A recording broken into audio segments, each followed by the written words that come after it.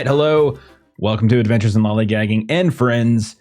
We are playing Holler tonight, an Appalachian apocalypse, and we are continuing the Blasted Beauty plot point campaign.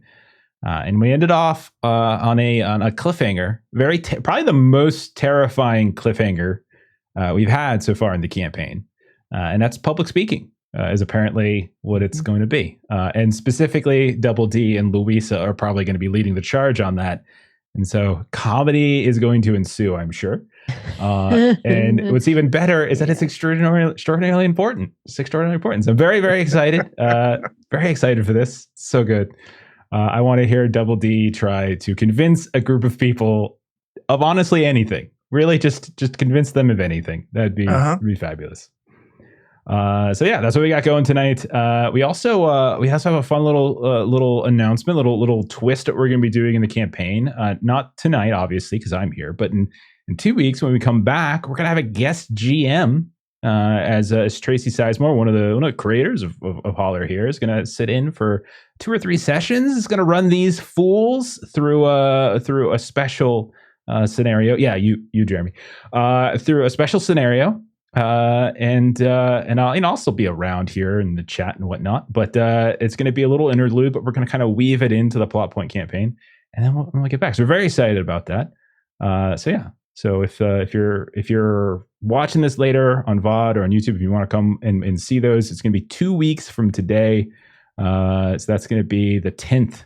April 10th is when that should start up. So come hang out. Okay, so why don't we just get into character intros and we can get started. So Chuck, tell us about Double D, man. Double D. That's that. I gotta go. Latest. I gotta make talking to these people here and convince them that thing is that, but I gotta know what words to say. I'm gonna be real honest. It's gonna be tough. Yep, it's gonna be rough. I'm very excited. I'm really excited because it's the first time we're ever going to use, I think, social conflict rules. So we'll see how that goes. It'll probably massacre them like we do every other rule in this, but we'll see how it goes. Let's see. Next up, Dan, tell us about Doggant. Everybody, I'm Dan, and I'm playing our alcohol wizard, who I'm not sure is going to be so useful in this setting with more than getting people drunk, if that's our way out. Yeah, I mean, that could be useful. A lot of them probably already are drunk, I would imagine. It's been a fun time, but that might not be a bad idea if you've got some brew. So drunk that they're just down and out. Like, oh man, we just forgot everything at the debate. You can't argue if you're passed out. That's right. Mm-hmm. Just going to black out the whole thing from their memories. Can you imagine if we actually had like political debates where the people participating in them had to get like just nonsense drunk before they actually, that I think would make it an improvement. You got to take the whole handle of vodka before you go on stage, and in the breaks, like you got to take more. That would be, I would love that actually. That'd be every time you interrupt without the moderator's permission, you take an extra shot. You take a shot. Exactly.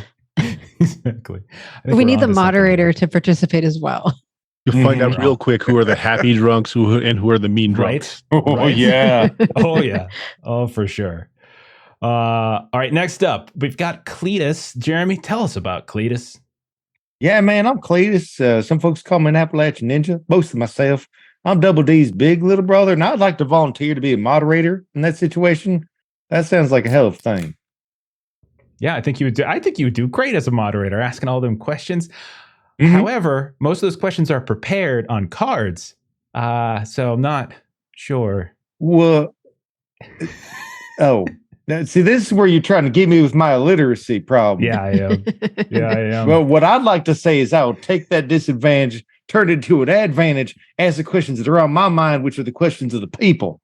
Well, you won me over. You won me over. That definitely makes sense. Absolutely.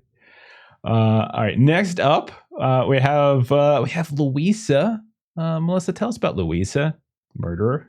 Yeah, she is our aging and somewhat infirm holy roller who is just going to pray for everyone and hope that everyone sees the proverbial light or something like that. Well, That's an interesting tactic. However, the three people you're arguing with are also religious figures. So I don't necessarily know if that's going to work. We'll see. We'll see how it plays out. It's unfortunate because that's the primary tool in her toolbox. Is of late she's done some exercising and she does some healing, and so like, look at her hands, all the like Chad's hands up there. That would be great. You just need to go the non-denomination route. See how that works. Yeah, for sure. So you can like jingle your keys. It feels good. Do just it. Distract them. Just flashy lights. All right. Next up, we've got Joe, character Joe. Bert, tell us about Joe. Well, Joe's is really handy with a wrench. He's a little shy around folks, and folks find him a little disconcerting. But I've been working on it hard, looking at myself in the mirror and trying to get that smile just right, so I come across as being very normal, and I'm good at killing folk. Yes, which I'm not sure how well that would go over in a debate. Who knows? I don't know. I guess it depends on who. I guess it depends on who you kill, right? But we'll see. And then finally, we got Amian. So Joe, player Joe, tell us about Amian. Yeah, Amian's the newly adopted Cletus brother. Bit of a skill monkey. I think he has every skill now, maybe -1. Really? And a lot of bennies. Yeah. Yeah, you're very lucky. So you have tons of bennies, and you have that Elon talent that lets you get the bonus. So I do better if I reroll. Yeah. Yep. Yeah. It's great. For sure. Well, all right. Let's do a summary here really quick. So Bert wasn't here last time, so let's fill him in. So LMA, so as basically we started with you guys getting back towards Hogback Hills, and you had some downtime and such, and got your upgrade, got your upgrade, etc. During that time, LMA, your main point, your leader basically of the resistance, she learned news of a worker strike at the Bondurant No. 2 mine. Which is honestly big news because it was the first such strike in effectively Holler history since the big boys have kind of taken over. And also the workers who were striking had sort of moved to the edge of the Piney Dirge Plateau and have established a tent city there that independent of the big boys. And so there's this idea that they might be able to build their own town that has nothing to do with any of the big boys. So your job, she told you all to head there to support the striking workers, and she wanted to make sure that they're safe from harm and staying focused on their goals because there was some strife that was going on between them and their replacement workers, and then there was some concern over how the big boys were going to react, that kind of thing. So you heard that there was also news that there's a lot of company men and Kramer Holt agents, a lot more than normal on the roads. So you decided to hike instead of taking the jalopy, and you kind of took up some back trails through the Ghost Ridge Mountains, heading up to the Wild Eddy River. But along the way, you had an encounter with a very feared and almost mythical creature, the Snallygaster, which is part bird, part reptile, and for the rest of us, basically Holler's version of a dragon, which nearly killed Doggett, right off the bat. Nearly grabbed him and flew off of him, but fortunately, that's the way. It was really close, man. It was really close. But fortunately, Cletus and Double D were able to kind of distract long enough and kind of get you out of the clutches of this creature and save you. And then I think it was both you and Amian who started shooting at it as it flew away, and you were able to kind of shoot it down as it was flying. You went and you found its carcass. You kind of harvested it for some scales and teeth, and later you kind of kept going. You found the river, took it to the tent city, and everything was fine. When you arrived, I think it was Cletus, Amian, and Doggett, you were wandering around. You found Justin Taylor, who was part of the Mighty Fist and an ally from the Galloway incident when the mine collapsed in Marrow. Louisa and Double D, you started listening to the soapbox debate that seemed to be stirring up between, I would say it's basically from this kind of different religious sects that are known to sort of occupy the Piney Dirge Plateau. There was problems here because they were starting to sow dissent, as some people were siding one sect, one person was siding with the other, and they were getting kind of distracted, and there was concern, especially since some of these speakers were trying to either recruit them to like their own little town, further off in the plateau, or they were trying to kind of convince them to, just go back to their jobs, etc. So you had, if you recall, it was Estelle Rude was one. She was the one who was like kind of druidy, and she wanted to kind of go live with nature, and she wanted to bring people out to her town. There was Lester Paulson, who you've heard about because you met one of their allies, Rennie Harp, at the Fiddlers Convention.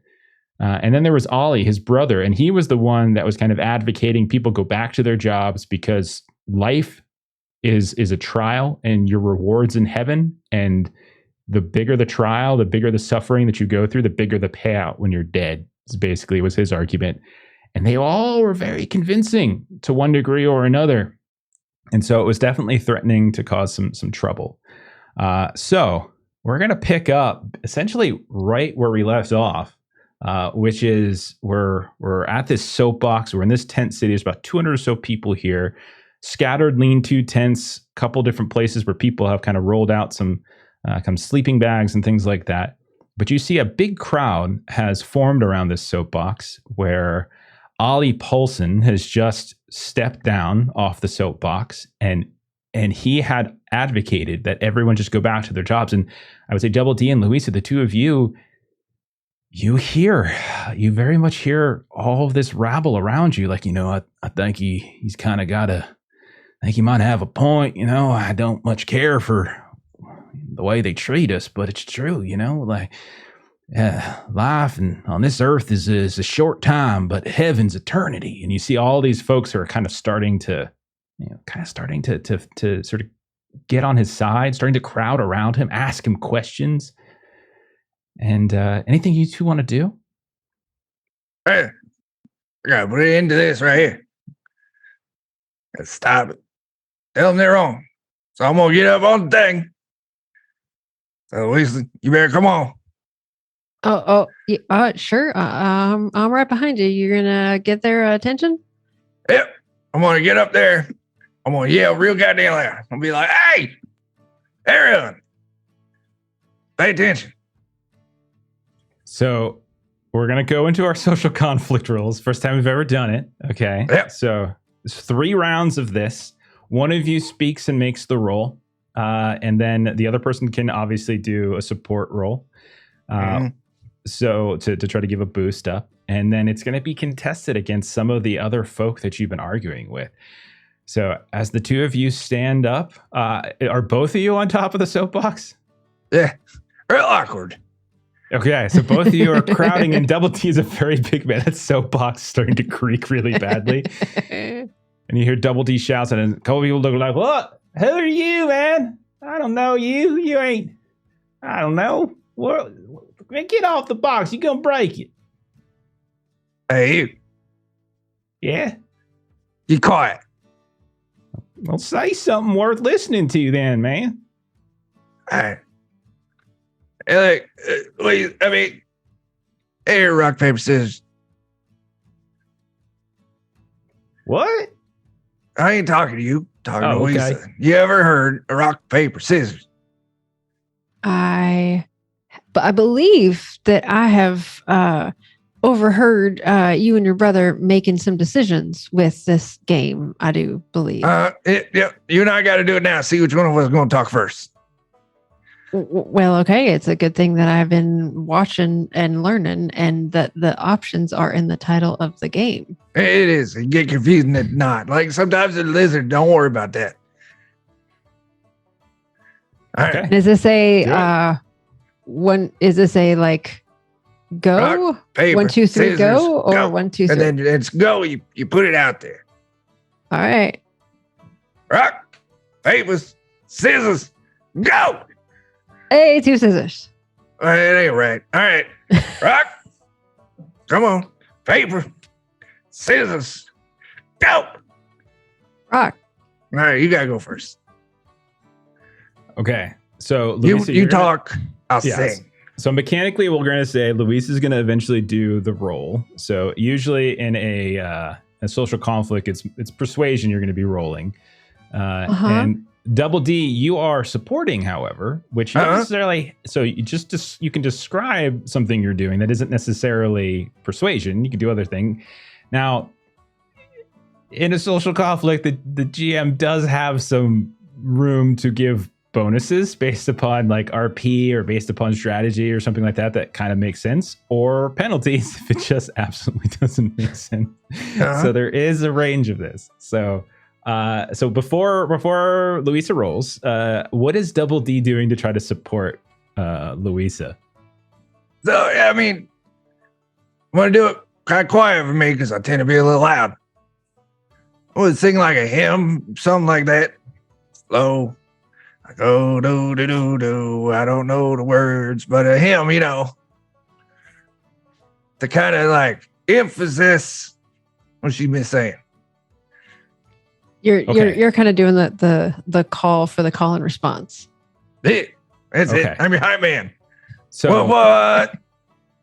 Oh god! Roll a performance test. Take your -1 for tongue-tied as you're in front of a crowd trying to come up with these words. So go ahead and do that. Good thing I done took up performance. Okay. And let And me we do know have how some you do. audience boosts if you want to boost the And die remember, size. we're changing it so that it's just a dice increase, so you can increase your die size for a single roll. Where are my bennies? Hey, there are my bennies. I want to spend a benny. That's a good sign. That good of a roll, huh? It's a It was a great sign. 3, but I got to do better than a 3. That's true. It's 3. Okay. Oh no! So you're sitting there, you're doing the hymn, okay? You're throwing out words, you're getting a lot of words wrong. And you're like, Philip, man, you ain't even getting the words right. Can you just quiet down so we can hear what the lady has to say? Just quiet down. Why don't you just go ahead and get off the soapbox entirely, you know? Let the adults have conversation here. I'm going to make sure I memorize that man's face. Yeah, I figured you would. Okay. Okay. All right. So Louisa, you can do it. You can do this however you want. Like if you want to role play it ahead of time, and like just say what you got to say, you might be able to get a bonus from that. Or if you wanted to roll first and then just sort of role play, if that's kind of up to you, whatever you prefer. But if you do talk first, you might be able to get a bonus depending upon what you say. I am not confident in that, so I'm gonna roll the dice and see how it goes. Okay. All right. So unfortunately, there's no bonus from Double D. Are you using I'm assuming you can keep track of the audience dice. I'm assuming. Yes, I'm using an audience. Yeah, that's what You saw that we got 4 of them, I think, so far tonight. I did. Yes, thank you. All right, so I'm rolling a D8 instead of a D6 for this persuasion. So let's see. Thank you, Ashley. I appreciate your vote of confidence. That's a 1 and a 2. So I'm going to spend a penny. Oh, good gracious. Chuck, this is important. We're supposed to be rolling well. Hey, you do better. So bad. I believe in you. I'm researching what I'm going to say next. All right, I got a 4. Okay, so what is it you say? All right. So Louisa is going for Estelle, Lester, Ollie. Each of you bring to this group your own perspective on the situation. And when you have a problem that is as evil as the big boys, you don't want to have just one solution to the problem. You want to come at the problem from multiple angles. And I think if we can do a little bit of peaceful, nonviolent resistance and a little bit of taking it straight to them and a little bit of we think we're singing Kumbaya and just, not even paying attention to this. I think that a little bit of all three might just bring a solution to this here problem. So you hear a couple people in the audience around you, like kind of okay, it's some reason, some adult, etc. Yeah, very okay. I know she is, but I think she makes some point. And then you see like Ollie, and he's the guy that had kind of that ill-fitting suit, and he was the one that was sort of like pro big boy. You see, he kind of steps up to the soapbox. Now, my friends, I understand that you are swayed by the reason of this woman here. Now, I understand why. I understand. She speaks of evil. She speaks of nonviolence. But it's kind of interesting that it's a woman who is known and wanted for murder who would say such things. Y'all don't think I don't know who you are, Louisa Palmer. Don't think I don't know what you did when you were a young teenage lass. I know, and many others do here too. You might hide behind all these big folk around here, and they might look all threatening and such, but we know, those of us who have been around long enough, that this woman right here, she's going to preach to you and she's going to say, hey, decency, hey, peace, hey, nonviolence. But what you're listening to is you're listening to a murderer and you're listening to a hypocrite. And you see people suddenly start like shaking, like, oh, you killed someone? Why would you kill someone? Why? And like people all of a sudden are like looking towards you and like what do you mean? Who did she kill? And like there's like this whole big hullabaloo over that. But then there's other people who are like, why are you picking her? You've done just as much violence, Ollie Paulson. And so you do see some others that are kind of like starting to crop up and defend you. Okay. At this point, the other four of you, go ahead and roll a notice test. Let's see if you've picked up on the fact that people are shouting, Louisa Palmer's a murderer. You hear this kind of thing, kind of what? I like that the hindrances are definitely hindering us in this today, because my wanted hindrance hasn't really come up a whole lot. No, it hasn't. But I figured you're standing in front. You're showing your face. Now's the time. The one test of the whole We just night. need a 4. Want to pass? 4 is all you need. Yeah, 4 would all Having to engage in social activities. No. Or 9s. I'm so ready. I don't figure out what I'm going to say. I'm just excited, ready to go. It's going to be good. Wait, someone's bad mouthing Louisa. I feel a disturbance in the force. I still wounded Jeff, or if we had. Oh no, you could. No, because you were good because you didn't get hurt in a fight or anything. So I think that those are wounds from last act for you. We were all in a group together, right? Who's we so kind I- of together outside Amy, I of think the- you were, if memory serves, you were wandering around looking for company men, seeing if anyone was hiding That's amongst right. them. Cletus I and was probably Dog, off by myself. yeah, and then Cletus and Dog, and I think we're talking to Justin Taylor. But I'll say, with all your notice tests, you hear like through the crowd, someone be like, "That Louisa Palmer's a murderer. Don't listen to nothing she has to say." And that big fella that she's with, she just brought him up there to make us all intimidated. That's all it is. And you guys hear suddenly these names kind of shouting around. But and then you hear others that are defending too. So it's not just all attack. But Cletus, Doggin, Joe, Eamon, you all see there's Double D and Louisa caught up in this soapbox argument.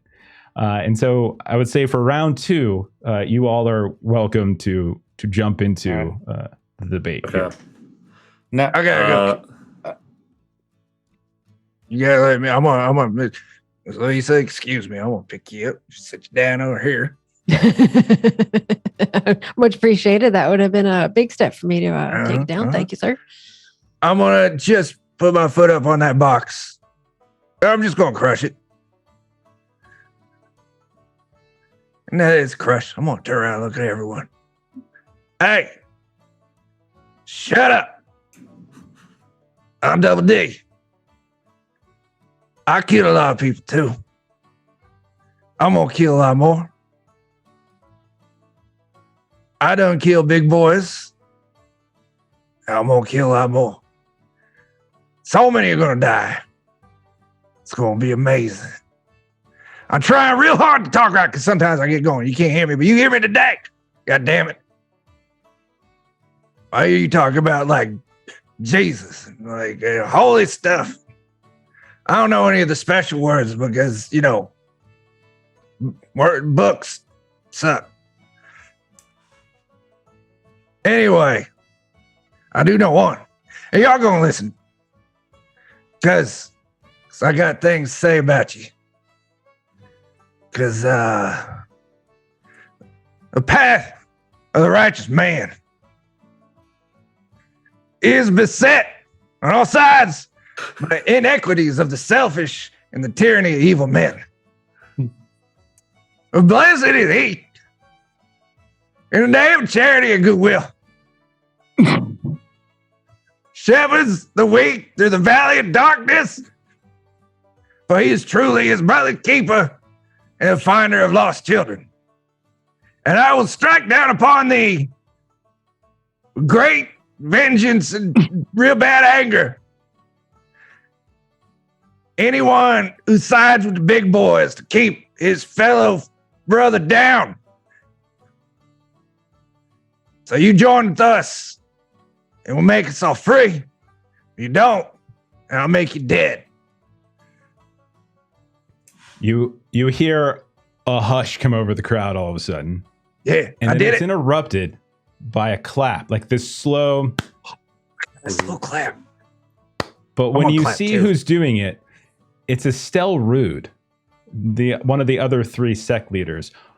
Heavy, like kind of auburn red hair, attractive woman. She definitely looks like she lives a rugged outdoor existence. And she steps up. Well, we agree on one thing. Be quiet, Oh, dear. Joe. We agree on one thing, Mr. Double D.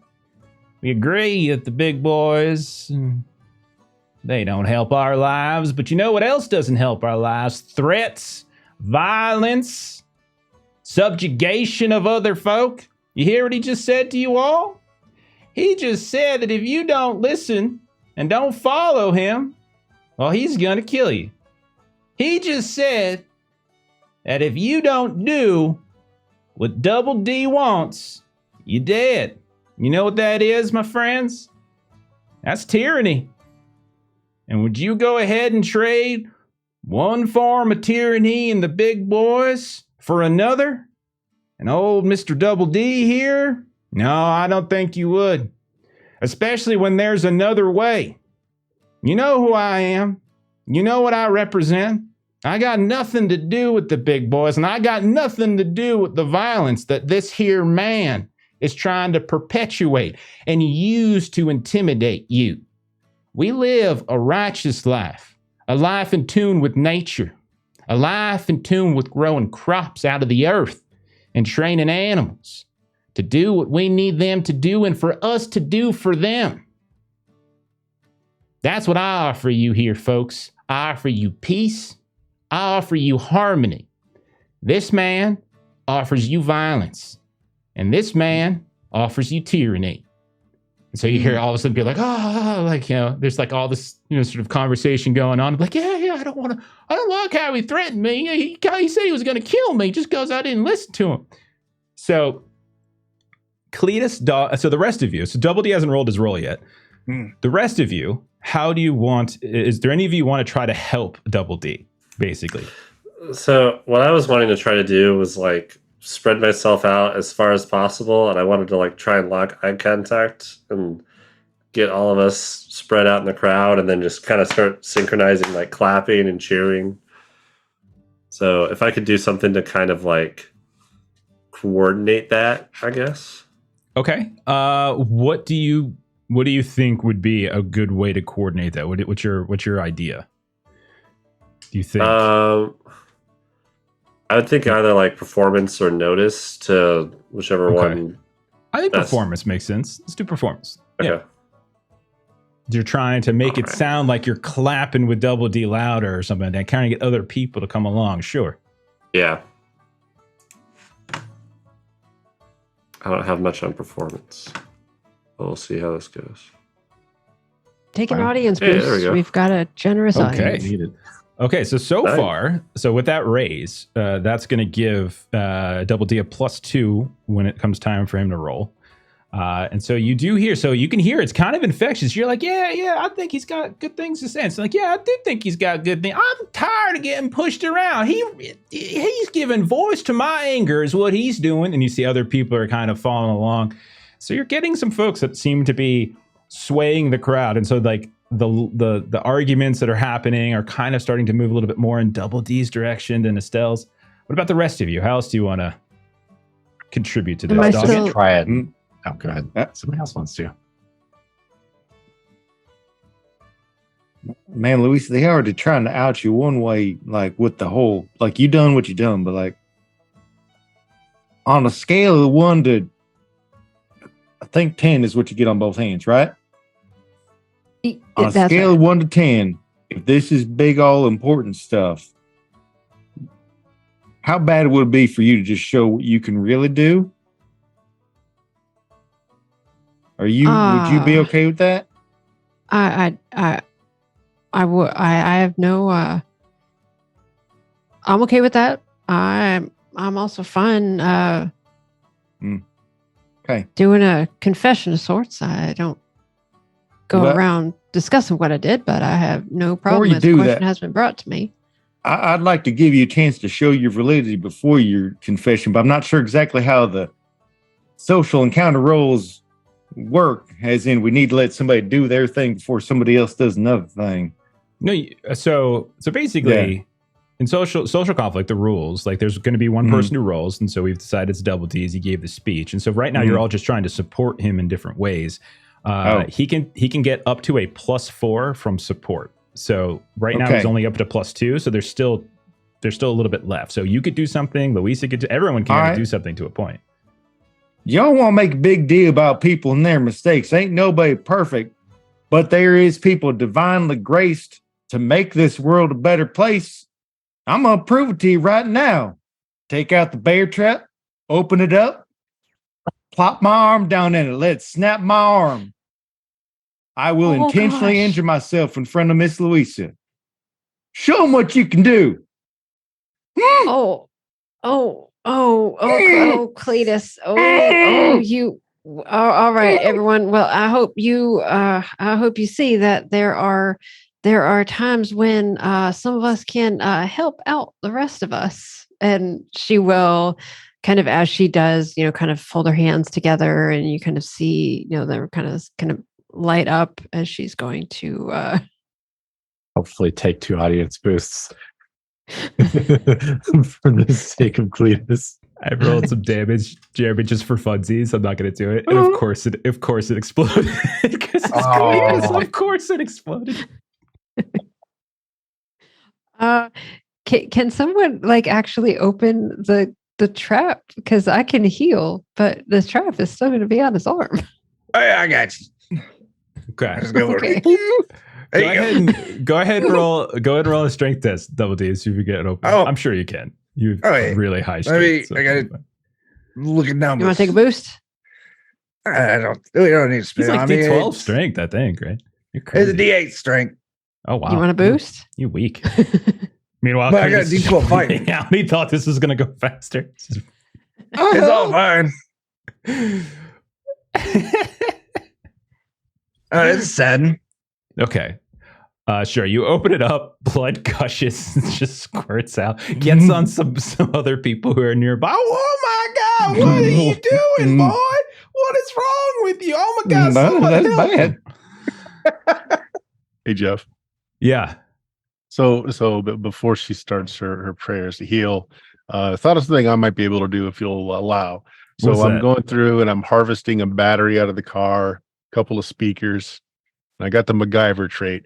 So knowing that Luisa's got not a very powerful voice, I'm rigging up a public addressing Okay. system for her.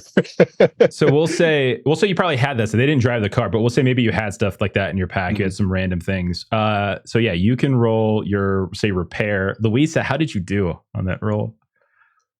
Is that crit fail? That's a crit fail. Oh my gosh. This is why I'm typing in chat. I'm very sorry. I'm very, very sorry.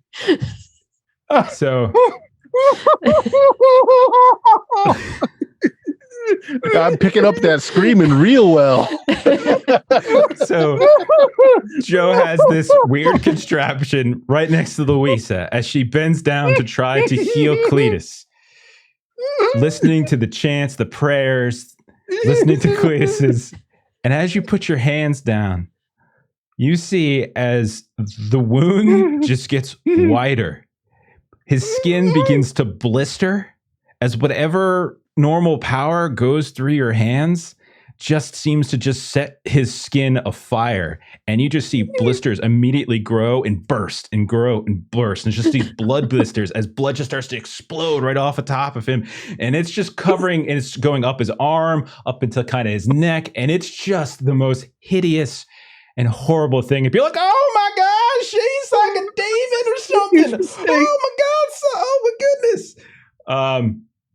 I'll say that because there's a good crowd here, somebody else will come over and be like, help me, get away from him, you demon woman, get away. And they start like wrapping bandages. You're gonna be okay, little boy or big boy, or you ain't too bright, are you? It's okay, you're gonna be fine, They're patting you on the head and everything, Cletus. I'm sorry. I love it. I think it's amazing. Perfect. Okay, so the problem is that when you get a critical fail, that causes a -2 penalty, which has now wiped out the +2, and we're back to 0. How'd you do, Joe? You passed on your repair test? Yeah. Okay, so I'll say that like we can retroactively say that you did that before Double D started talking, so maybe Double D can use it as well, and so Double D you can have a +1 for that. So we're back. So I guess the only one left is Doggint. Do you have anything you want to try to do here? I was gonna just kind of try. Can and you work through the salvage crowd. this? No, I can't. But I was maybe gonna just try and work through the crowd and just kind of find the people who are like talking. He wouldn't actually kill you, you know. He gets like it's real excited and stuff, you know. That sounds like a persuasion test. Go right It ahead. does. Yeah. I happen to have persuaded. That's Perfect. Would you like a boost? We have so many of them. Okay. 4 is good. Are you happy with the 4? I only have 2 bennies, so maybe I'll save them for next time. Okay. So in total, Doggett and Amian have been effectively weaving amongst the crowd, and those that are not next to Cletus and Louisa seem to be kind of swaying towards Double D. But anyone close to the soapbox, anyone close to this travesty that has happened, where Cletus is gushing blood and blisters are just popping left and right, they are terrified of Louisa and by extension Double D, and do not seem to be responding well.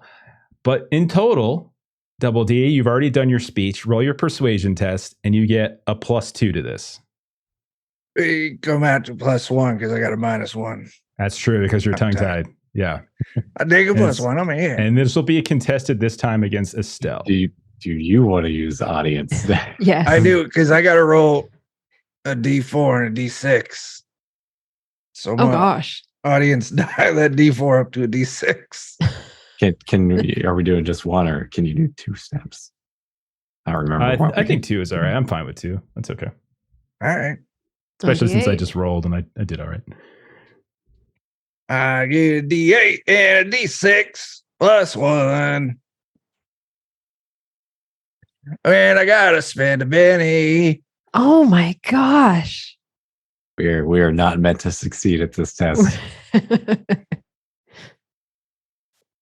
Man, y'all remember fighting that dragon? That was so much easier. That's right in your wheelhouse. Public speaking, man. Maybe something good All happens. right. 15. Oh my gosh, are you serious? Wow. My D8 exploded. Okay. Well, she rolled an Good 8. precious audience. So you win. That's one. I think it's one high. So it's only one higher. So you would get one raise higher. Yeah, one raise. So I think you would actually get 2 tokens from this. Nice.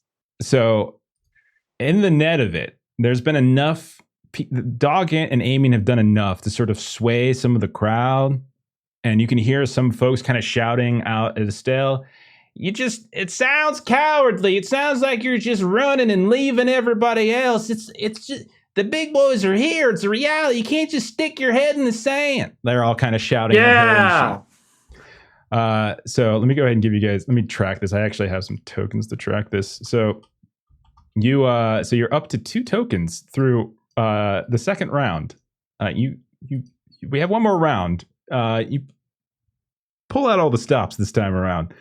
So you can see Lester kind of gets on and he kind of speaks a little bit, and he talks a little, kind of at length about just like the big boys and like, we are on a path. We have to follow that path. We are on a righteous path. We are on a path to freedom.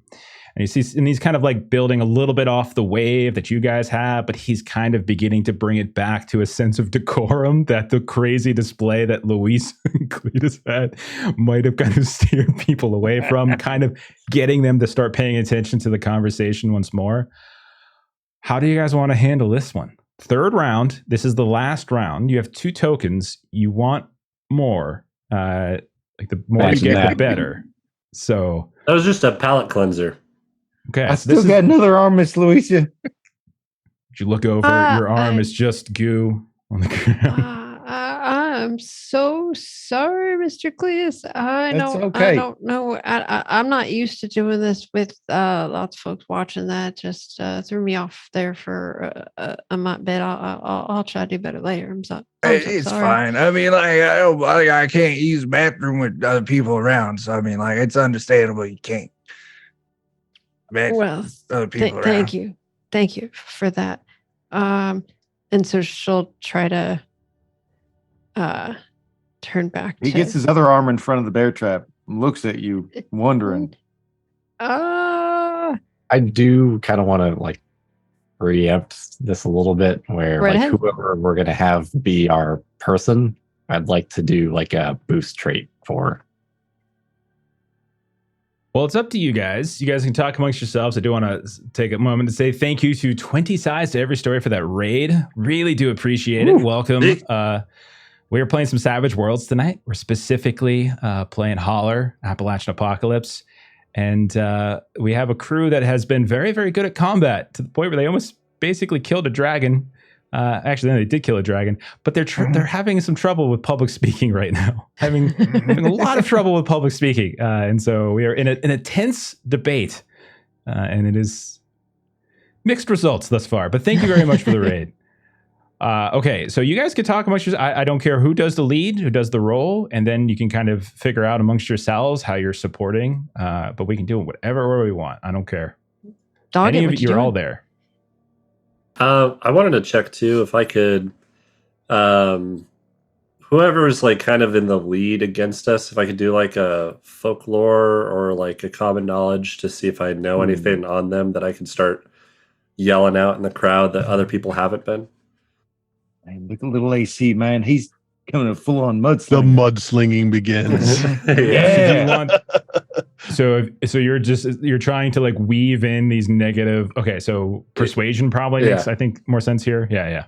Let's do that. Yeah, so you're either right? I was gonna say either persuasion or common knowledge to like know the things. Okay, we can do that too. So is there of between Ollie and Estelle and Lester? Lester sort of seems to be on the same wavelength as you guys. He's like anti big boys. Ollie's pro big boys. Estelle just wants to everyone away. So is there a particular person that you want to kind of target with this? I mean, Estelle just said something against us, but the guy that's pro big boys, I definitely don't want to sympathize with him. Ollie Polson. So go ahead. Go ahead and roll that common knowledge, and depending on what you get, all I can say. I'll give you something. I'm gonna Benny that just for the heck of it. Yeah, 9. Okay, so that's a raise. All right, so what you would know about Ollie Polson is that obviously he's Lester's brother. He essentially got kicked out of Lester's church because he interrupted one of Lester's sermons, because he just essentially he's very jealous. That's the sort of basic belief, is that he's extraordinarily jealous and envious of his brother, and in doing so, he kind of just started his own church. He calls the faithful and the resolute, sort of, but they're all like, he and his people are just known to be the most fatalistic people possibly, like humorless, no jokes, no joy, and it's all about kind of like just suffering and then death and then reward. So that's probably the types of things that you would have. Trying to see if there's Yeah, anything else. No, I think that would be it. Yeah. Okay. Yeah, I'd work that into like, oh, these guys don't care about anything. They're always talking about doom and gloom, and they don't care about what we're doing now. They don't see it, and just kind of throwing that type of stuff together to throw out there in the crowd. Okay. And so they're like, yeah, they are. So you see folks that kind of turn to, yeah, you're right, little boy. You're right. They are kind of, yeah, I mean, just look at him. He's got that grim face. He's always frowning. Like he doesn't understand. Yeah. Like, you can turn the frown upside down, you know. You don't always have to have it go down. It can go up, you know. Good things happen, you know. Yeah, he's a grim one, that's for sure. And all his buddies are too. And so like you get a lot of people are just kind of like nodding along with you and stuff. Just random people. You're like, you boring, Ollie. You boring. That's what you are. And like just kind of looks out like, what? Wait, what is this? So with that 9, we're up to a +2 for whoever rolls so far. Who else wants to support and wants to try to contribute something here to the scene? I mean it. I'll do it because I know you can. I think we should all like huddle real quick and figure out who's actually doing the talking first, because I can change things. I can talk again, but do you want me to? I do not have a problem with I mean maybe a public confession will go better than public healing, and I can explain how you can be both person who has steadfast beliefs and also find a time when violence is the right answer. I would like to contribute to the thing. My bottle of cherry bounce. You can say, look, cherry bounce with us. And then that big funky turkey that was flying up there, I got his feathers. I say, look what we can do. We done killed the big funky turkey. And you talk about how we made peace with them one dogs that talk just okay. Okay, yeah, I remember now. Yeah. Uh-huh. The Fenrir. I'm like, The Fenrir. The devil dogs? Listen. I thought they bit off Cletus's ass. That's not right. Man, I just lose all sorts of body parts in this game. Uh-huh. Okay, so it sounds like you're trying to persuade the audience that and like adding to credibility of your group's voice. Okay, so it sounds like a persuasion test. So roll a persuasion, and I'll say because you're using 2 items, I'll say +2, and you're kind of showing and telling the tales of how you got this cherry bounce. Because people are like, hey, they know Amos. Hey, we heard about that. We heard about that over there with the fire on. That was you guys, and then you kind of show the feathers as well, and so they're like, and some people are like, them scallywag feathers. Or, yeah. So yeah, go ahead and roll it. Persuasion. So with your +2, with your normal hindrance for -1, it'll be a total of +1. Yeah. All right. Oh shit! It's 6. It's on a D6. That's what makes it fancy. Oh, okay. Yeah, gotcha. Because if it was on a D12, it's okay. 11 total. It's not that good. 11 total. Okay. 11. It is 11. Okay. 11. So you see people are just 11. like, they know Amos. Hey, they're the ones who set fire to old Rag. That's what it was. That I heard about that. There was what's his name he was using he was using like all folks with weird stuff in their brains and things against their will. These folks put an end to that. Yeah, that was them right here. This is them folks. And I'll go pick up Amy and take that weird thing out of his pocket because I know he's still got one. Yeah, I have a few of those crystals still. And I'll take one and I'll show it. Like, these are the things that was in the brains. Like, I don't know what they do, but I've seen one of them before. My aunt's sister's brother's cousin, right there. He's got like 2 of them right in his brain. And his brain's not very big to begin with, so it's easy to see. And then you see other folks are kind of like taking a look at like this, like the feathers and stuff you have. And they're like, oh my God, they plucked the feathers from a snallygaster. Where'd you all find a snallygaster? And you found one and lived? Well, damn, son. Damn. I killed it. That. You killed a snallygaster? Do you hear One of that, these- folks? They killed a snally. They can kill I a pull some snallygaster. scales out of my pack too, because I've got a bunch of scales. And like everyone's just like starting to huddle around Double D at this point. Even the guy who's like kind of on your case, the penis like, I'm sorry, I'm sorry, sir. I didn't know. I apologize. Like, this is really impressive though. You killed a snallygaster, man. My mama was eaten by one when I was a child, so like I didn't quite learn manners, and I apologize for the way I treated you, sir. It's all right. Yeah, I mean, we all eat it. Everyone had a bad day. Like, you don't eat breakfast. Sometimes you get angry.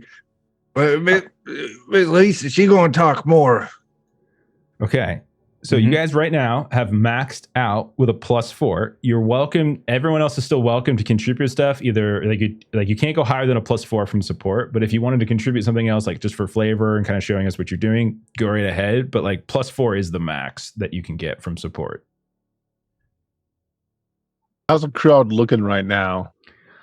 Pretty, they're as favorable to you guys as it's been. I mean, like people are looking at Double D right now with like a sense of kind of hero worship. Like people are looking at Cletus as like sympathy at this point. Like the gushing blood is kind of stopped, and folks are just kind of huddling around him. It's okay, boys. Don't worry about it.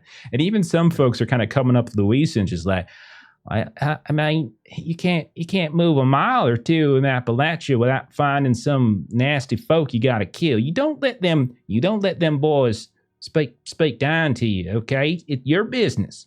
I'm sure you had a good reason. Folks kill folk all the time. Big boys kill folk all the time. You don't see anyone. You don't see Ollie getting all up in arms about that now, do they? So like you're seeing, there's much more sympathy. Man, I know that. Oh, sorry. Yeah, so like it seems to be kind of split between those who want to take direct action and those that don't. Joe's going to be sitting there with his microphone thinking about it real hard. He'll sit there and he'll tap it. This thing on? And it just does that classic, yeah. Yeah. You're too close to the mic. Yeah. So Joe will tell a story. And, you start off with, I'm not much of a speaker. I'm real shy. I actually don't like being the center of any kind of focus or attention. But I feel like I need to say this. Now, my folks and I are different. Not around from here originally, but folks we settled down with, very nice folk. Little community we had took us in, treated us as one of their own. My pa, like so many of your pa's, went to work for the big boys in the mines. Like so many of your folks, he got the lung disease. Got worse and worse, and we were told, never you mind, you just work hard, you'll be provided for. They'll fix you, they'll feed you. So we never minded. We just been quiet. We just kept in our place like we was told. Then it got worse, and then Dad died. And we were told, don't you worry. They'll keep you and your mom. They'll keep you fed and they'll keep you housed. So we didn't mind. We did what we was told. And then they kicked us out. A little shack that me, Mom, and Dad had when Dad wasn't working anymore. They said we couldn't stay there.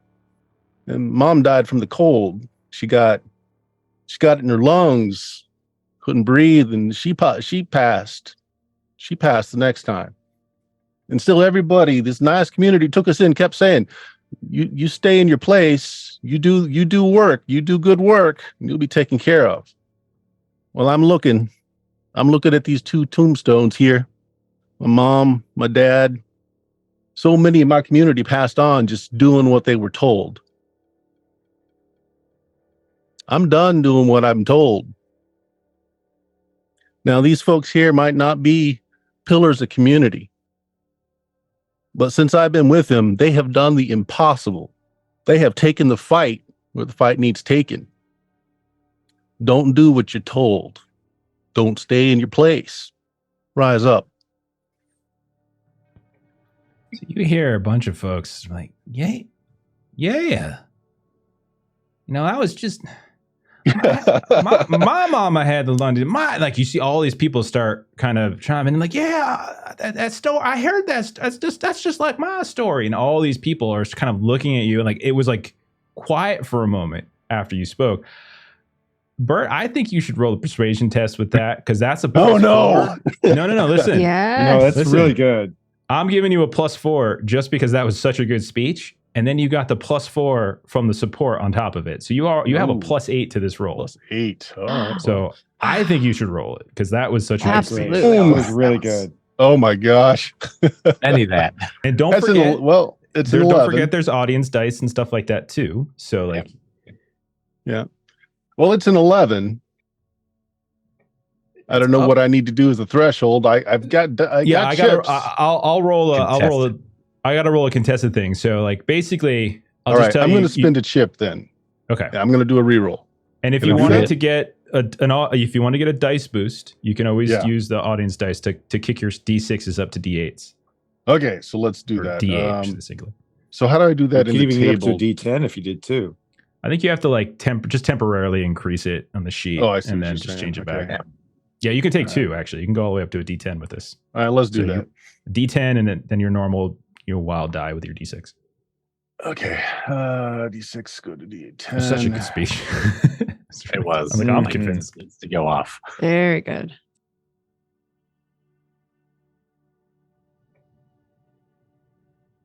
We're all waiting on bated breath. So very Yeah. quiet. Sorry. No, you're all Alright. good. All right, here we go. Persuasion is now a D10. They get a +8 to the roll. Spin that Benny. Oh my gosh. Well, 15. Okay. Better. Yeah, 15's very good. Like you don't even know the difficulty. 15's yet. very good. we'll keep it there. You don't even know the difficulty yet. So after your speech, everyone's totally on Joe's like everyone's clapping and cheering, and then Think you I got hear away just with like it. you just hear like the sounds of like Ollie just kind of calling out like, all right, man made a good speech. Man reached into your hearts and he found something there. You know why? Because this man has suffered. All of you have suffered. Everyone in my faith has suffered. What have I been telling y'all? Suffering. That's what we do here. I know it's not fun. I know it's not enjoyable. And I hear what you're saying in the back, that I don't smile enough, that I'm not joyful enough. But I tell you something. This is a trial. Life is a trial. Holler is a trial. The big boys are a burden that we all have to bear. And when we bear it, we are doing God's work. The Lord has not put anything in front of us that we cannot handle. We can handle this. We can live, we can work, and we can endure. And when we do pass, when our names are etched in them tombstones, well, we have glory. We have joy. And it's waiting for us. Not for the short time that we are on earth, but for eternity, my friends, for eternity. And so I'm going to do the roll for him. So he'll be your contest. So we'll see how it goes. Okay. Well, I rolled double 2s. So you rolled a 15. So that's 6, 10. I think that's a success with 3 raises. Correct? Is that right? Because it's 15 over 2. So 6 would be 1 raise, a 10 would be another. So that's a success with 3 raises, which means you get, oh my God, you guys are the luckiest. You get 4 tokens, which puts you up to 6. Cletus's arm begs to differ for that luck. That's okay, man. Suffering, y'all. Here's suffering. Look at that. Look at them blisters. How about suffering? You talking words. So he's talking, and like there's 1 or 2 people that are agreeing with him and such, but you imagine they have that same kind of grim look, and he's trying, and he can sense at this point that the crowd is moving over. Like, Ollie, sit your ass down. I'm tired of suffering. My family's been suffering. We can do better here, and we can still have. And like people are just kind of shouting him down, and he's trying so hard to get louder and louder, and his voice just kind of keeps cracking. And you see, like once or twice, Estelle tries to come out and say something too, but at this point, everyone's just too loud. Everyone's cheering, shouting them down. You see crowds starting to form around Joe at this point, kind of Like it's getting uncomfortably close probably to Joe, like putting hands on shoulders and stuff, like making like physical contact in ways that are probably. He's trying real hard not to draw knives. Together, no knives are out. And like, hey, it's I know him. That's the one that the boys from County Hill were talking about. Man, that boy, he can hit an eye with a knife from 50 paces. He can. Well, we following this boy. And so like everyone's kind of cheering at this point. And you see like slowly and sort of like this defeated sense, both Ollie and Estelle just kind of like look at each other. They shake their heads. They have this anger, and then just kind of walk away, knowing that the soapbox event has concluded and they have lost. So a little time will pass as like jubilance is occurring. Everyone's kind of speaking to each of you, here and there. Complimenting you on this. Asking you questions about your adventures thus far. Like, did you really do this? Did you really do that? And like the whole time, like they're just kind of overjoyed and they're like, I'm so tired of the big boys. I'm so tired of them. So tired of every little thing they got to control and just want something for ourselves once. And at a certain point, like everyone kind of starts drinking, starts singing. You see like, people start breaking out a couple of the instruments they carry. You hear that kind of fiddle music start playing up, and what was a very tense argument once more becomes a fairly jubilant affair. And once the crowd kind of splits up, you guys see like walking towards you, where everyone's probably huddled around Cletus as his arm is being healed. And you see Lester Polson has kind of approached y'all, and Rennie Hart. And Lester Polson just kind of stays a few feet away. And it's Rennie that kind of comes up to you. Now, Lester was one of the other three, but he wasn't really arguing against you. He's got this dark robe on, got this medallion around his neck. Rennie Hart, if you recall, she's got strawberry blonde hair. You met her at the Fiddler's Convention. She told you that Lester has been having these visions, these dreams, that chosen people are going to come. And so when she comes up to you, she's got a big smile on her face. She's like, it's good to see you all here. Y'all spoke well. Spoke very well.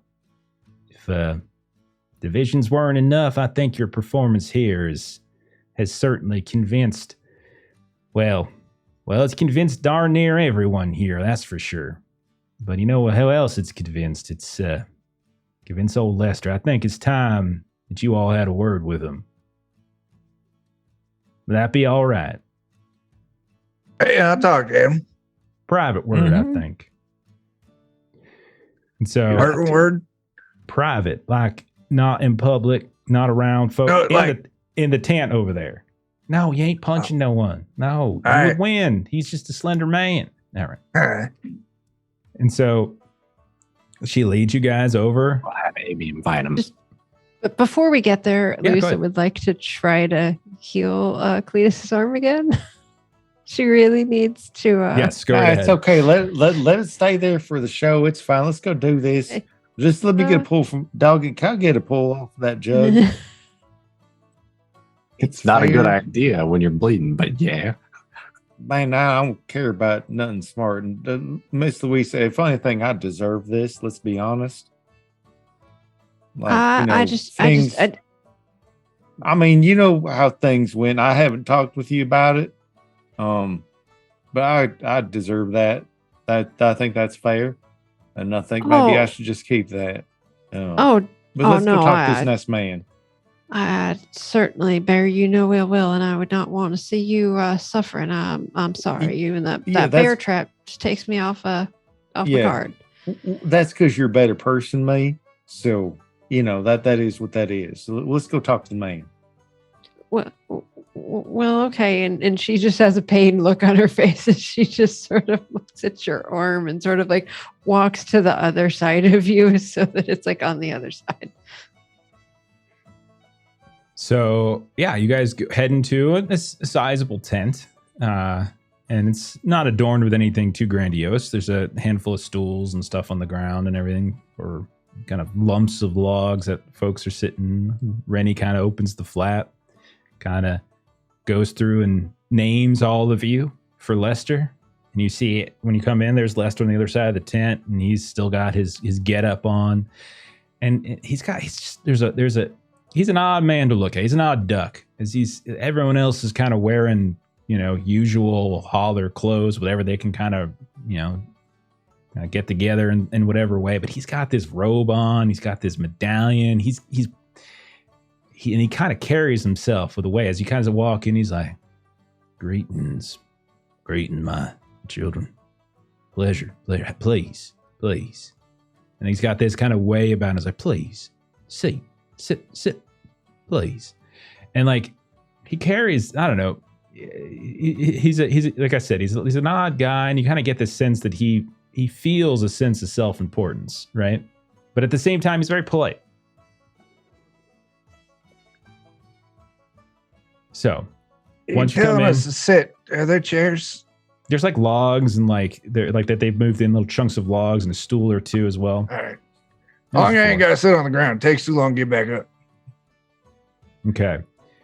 So, as you all kind of take your seats or whatever, Rennie Harp will kind of say, I'll be outside if you need me. And she kind of steps back out. The tent flap closes, and he looks to y'all. He says, it's a pleasure to meet all of you. My name is Lester Paulson. I am the Reverend and leader of the Church of the Anointed. Please do not let that be a means to feel intimidated or my presence, but for I'm fans of y'all. I have listened to what you all had to say. And Joe, was it? Very stirring words. Touched me deep in my soul. It did. Deep in my soul. And Louisa, well, you were trying to conduct a miracle. And sometimes the gods are with us, or sometimes God is with us. Sometimes they are not. Just because it did not work today, I'm sure tomorrow, maybe they will answer those prayers of yours. I've had times where God has not responded to me, so I feel for you. I've never had it happen in such a public and embarrassing situation as that, but it was nonetheless, I understand it completely. This situation is going to rob me of sleep for quite a few nights. I do expect. No, that was me. I'm the one that brought the problem there. That ain't you. You're the best. You say problem, but that was bravery, something fierce. Willingness to subject oneself to such pain so as to make a point. Well, Cletus, was it? That's very impressive. Very impressive indeed. Yes, indeed. I mean, you might say that, but thank you. And Double D, I heard your words. I recognize a man who has respect for Scripture. And I see that in you. I am sure you read Scripture into the dark night and early in the morning. That's the feeling I get from you, and I am never wrong. Nah, I can't read. I'm occasionally wrong. I have an air down there. Well, I appreciate the fact that you have committed such a fascinating piece to memory. We did have an uncle who used to get drunk and read that bit every Saturday. Every Saturday. What do you think it means there? I mean, you got strength to do something people can't do something. You got to do something. Well, I don't believe I could say it better myself. Now, Mr. Doggett there and young Amian, don't think I didn't see what you all were doing. I saw you moving around the crowd like snakes in the grass. And snake, yes, sir, serpents, they are a divine creature. And so in the two of you, I see some of that divinity. Snakes. I also have the phobia of snakes. I must tell y'all, I'm very overjoyed to meet you. Very overjoyed. I am sure you too are feeling the sense of awe in my presence and are pleased to make my acquaintance as well. Let us talk as equals, however.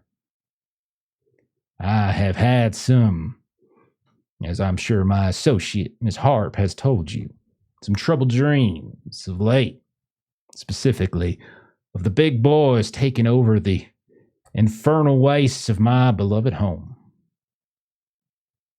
Tell me, do you truly hold hatred for them in your hearts, or is that mere display during that soapboxing just to win simple hearts and minds for a moment?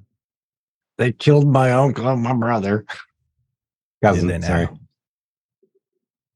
Man, Probably that damn both, devil who dogs knows? bit my ass off. The devil. I was going to say that you do have a very interesting posterior, but if I was to say that, I would assume you would think something ill of me.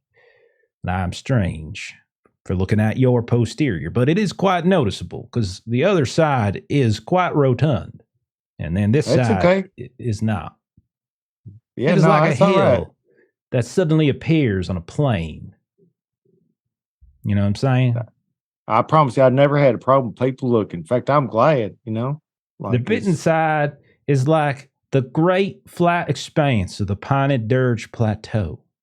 And then the other side is the dark peak of the Sootstones. Hey, man, I'm like a study in duality of man. The Like to hear geographic some soul more. of the Holler is in your ass, Cletus.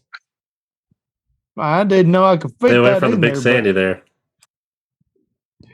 Well, Big Sandy is it's a spectacular river, it is. All manner of beasts and creatures, serpents, I might say, swim that river. It's blessed, divine it is. Now, I did not bring you all here just to talk about Cletus's rotund buttocks. I'm here to talk about many other things because I have not just had visions of this dark day where the big boys pour through our home. I have seen a glorious day as well, my friends, if I can call you that. Day when the blight fog lifts from the Holler and the people are free.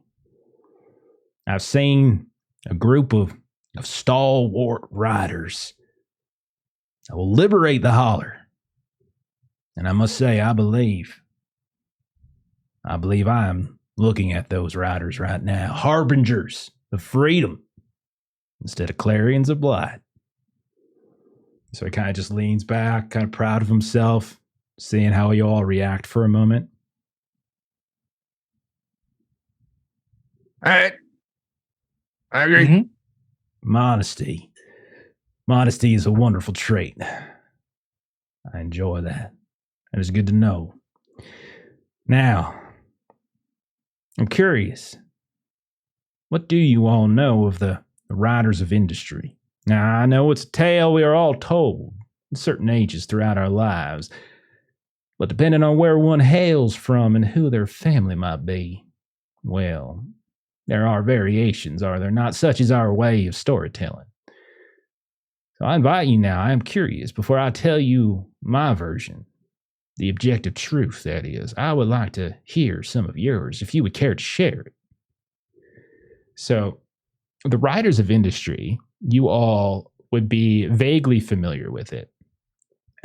Like you would have heard, it's sort of like kind of like a folk tale or something, so to speak. It sort of goes back to the origins of the Holler and why it's like separated from the world, and it sort of refers to a time like before the otherness existed, before the big boys were here, and then the riders came. They had these enormous stallions, and their eyes were like aglow with like light, and they kind of announced themselves as prophets in this sort of big grandiose thing.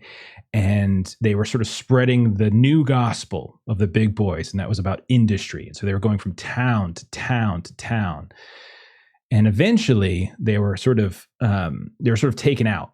They were kind of like, there was rebellion in some of the towns, and their deaths kind of basically launched the curse that everyone now knows the blight to be. So it's the blight, the otherness, and that's essentially what happened here. So if you guys would like a Benny, you don't have to engage in it, but if you would like to, you can describe what your variation that you've heard about this story, and you can get a Benny for that if you would like to get one back. It's a little optional interlude. If you don't want to, it's fine, but it's an optional here. If anyone would like to care to share. I'm all right. Okay. He kind of just looks out at you all. I'm just very curious is all. I've been spending so much time within my own flock. It is good for me to hear from others. He's asking about like how the blight changed the world. So basically, like the whole story of like these riders showing up, going around, preaching industry before the big boys, and them dying somehow, and that cursing the Holler and creating the otherness, and that's the reason why we're in the state that we're in. Like that curse is basically what the common belief is, or the common story is. And so he's just inviting you all, if you care to share your own versions of the story. I mean, I heard something like that, like they come riding in and people rose up, but then people just did like, sometimes you do the fight and you kind of like, you get in that 1 or 2 punches and then you just like, okay, we're done now. I made my point. And you don't really follow through. I heard it was something like that. Like the people did rise up, they got that one in and then let themselves get like, they just sat down. They thought that was it, right? And it was because of that. It was because of that laziness, because of that lack of willing to follow through, that the snake come up and beat them in the ass. Now, be careful. The animal imagery you're using here for the serpent is a divine creature, but prior to that, I think your point is well spoken, Cletus. I just my brother hates snakes. I'm used to that. Like, you hate snakes, Double D. I'm scared. They done good. I ain't like them. Wow. That's why I keep Blaze around. Blaze protects me from snakes. Mm-hmm. There's one time he was popping a squat while we were camping, and well, I don't need to go no further. Mm-hmm. Double D, come here. Come here, sir. Come here, son. Step over here. I get up and I step over to him. And he kind of like puts his hand on your forehead and he's like, Double D, tell me the origin of this fear. Why are you afraid of such a divine and wonderful creature? Yeah, I mean, I did get bit. Now there's a kid, that's all. But like, no, it all come from Rosie. Rosie got bit real bad one time, got sick. And I didn't trust nothing that hurt Rosie like that. That's why I ain't like big boys too. They hurt Rosie. Is Rosie your sister there, Double D? No, Rosie was my other goat. Oh, I'm very sorry to hear about your goat. Mm-hmm. And you're always afraid of snakes, are you? Yeah. Afraid they're going to hurt you. Absolutely. Afraid they're going to bite you like they did Rosie. Yeah. Double D, I want you to look down at your hands right now. And you look down and he has grabbed your hands in his, and there's like this tangle of snakes just swarming around. Snakes are blessed creatures, my son. They are blessed. They see through all the lies and deception.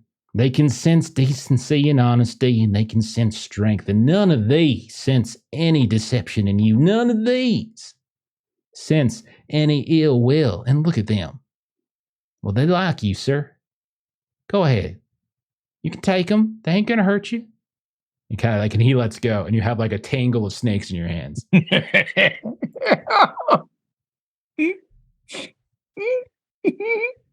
Go ahead. Sit on down with him. There you go. I scoot away from Double D.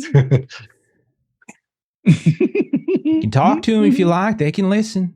Just try not to move too quickly, because then they might accidentally bite you, and I don't have the anti-venom here. Now, however, would anybody else like to share a bit? Cletus, you can take a Benny for that, by the way. Chuck is just frozen. We were planning to do the barrier the whole time, and this was just a setup so we'd feel bad. Well, I'll tell you, there are some interesting things about that barrier. Indeed, there are. Folks believe it's a curse. What's that, Joe? Well, I suppose I can share. My mom, before she passed, she was a great lover of the Bible, and she said it was her belief that these riders were just like the end of days. They're the riders of the apocalypse. And what happened, you see, is they ain't here anymore. They didn't die because they did the purpose. The good got sorted, the bad got sorted. What we got left are all the people in between. And until our souls are clean or our souls are damned, we're here. This is purgatory. And those boundaries around us, the things that are keeping us hemmed in here, well, those are the walls between heaven and hell. We can't pass them until we're worthy of either. That's what my mom believed. Your mother sounds like a special woman. I'm sad not to have met her, Joe. I'm saddened indeed. Sounds like she was a spiritual woman. A woman who read the good book and took it to heart. I can assure you she might be right about some things, but I have learned something through vision, through study, through my network of informants around the holler that would probably challenge your mother's faith to a degree. In a good way. Being challenged every so often makes the faith we do maintain all the stronger. What about you, Louisa, Miss Palmer? Well, I have heard stories very similar to what Doggett has shared as she's watching all of the Cletus brothers passing the snakes around. Don't And I'm be just moving away from each of them sequentially. Yeah, Amian's like playing with them, letting them go over them. I have heard, and my belief has been very much along the lines of what Doggett said, is that I do believe that all of this was a manipulation to attempt to cast blame on everyone here in the holler and to attempt to provide some justification for the manner in which we have been treated since, when in fact this was the plan all along. Miss Palmer, you speak with wisdom. You do indeed, and you are very close to the truth, because the writers, unlike what many will tell you, and most folk, good, common, decent folk in the holler, believe that they are supernatural messengers, much like Joe's mother might have believed, or Cletus's story about them being powerful and people backing down from them. But I will tell you, I know with certainty, both through the visions that God has granted me and my own investigations, that they are but regular men, costumed indeed, and tricked out with all manner of fancy gadgetry to appear more dangerous and frightening than they actually were. And that is, Cletus, why the mob was able to actually kill them. Now, it might be true that some townsfolk backed away from the fight, but there are others, like Bascom Hawkins, that did not. And he struck the final blow for one, and they fell. They fell right down there in the street, dead as mutton. And I tell you, it was no curse that brought the otherness on this place. Well, no curse of supernatural origin anyway. No, it was not that at all, because the big boys, they have no magical powers. Only machines and devices, and they do not wield them with perfection. They are fallible, like all men and women, and their machines are fallible, just like all creations. The blight, our isolation, are not the result of a magical curse, the way the stories might say, but they are but a result of the big boys' scientific and industrial malfeasance. They've created our very world, a corrupted microcosm in their own image. They are the originators and perpetrators of all our misery. The blight is the actualization of their dreams, the breath from their mouths, their manufactured tonic that soothes us to sleep in subservience. The demons. And I know you all have encountered some. I've seen it and I've heard it. The demons, as you might have learned, and I hope you have, they are not under the control of the big boys. The demons are our kin. Our kin. And I will tell you something here that you will find radical possible. If we can liberate the demons, if we can liberate our kin, well, then they can help liberate us as well. That's why I wanted to speak with you. Cletus, you look concerned. What Speak your What do you piece. mean? What do you mean by demons are? Because I mean, not that I mean, maybe I. Kind of steps what do you over mean by towards you, liberating? and he puts a hand on your shoulder. I know about Al Marine, Cletus. I heard. I know the stories. I know what happened. He kind of looks at the rest of y'all. Not entirely sure Seen why. them.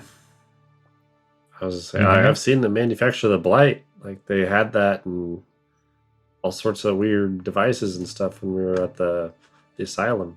They had machines that made it.